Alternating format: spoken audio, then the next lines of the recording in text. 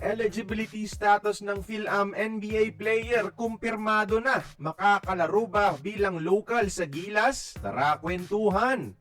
Ron Harper Jr., ang kuya ni Dylan mga idol, ang pinakamainit ngayon na shooter sa buong NBA G League, averaging 4 3-pointers a game at may laro na 10 at 8 tres ang pinakawalan.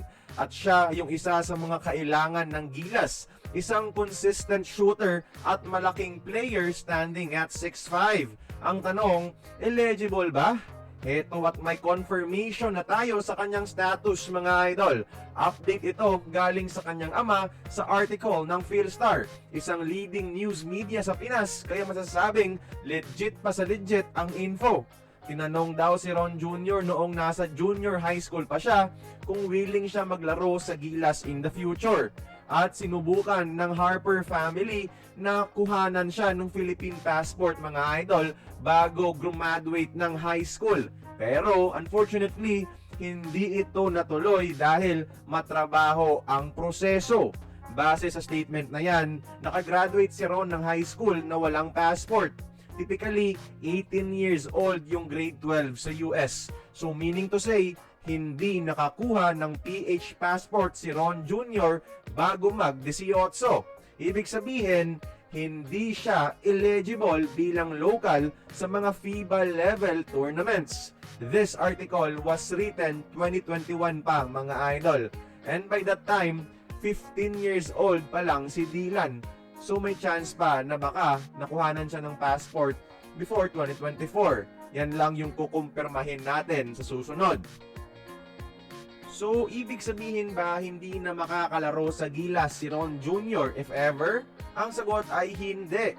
Sa FIBA tournament lang naman siya ineligible bilang local. Pero sa Asian Games na hindi sa cloud ng FIBA mga idol, na passport lang yung requirements, pwede pa rin bilang local si Ron Harper Jr. Pero sayang lang dahil akala natin meron na tayong dagdag shooter na malaki ang katawan para sa 2027 FIBA World Cup.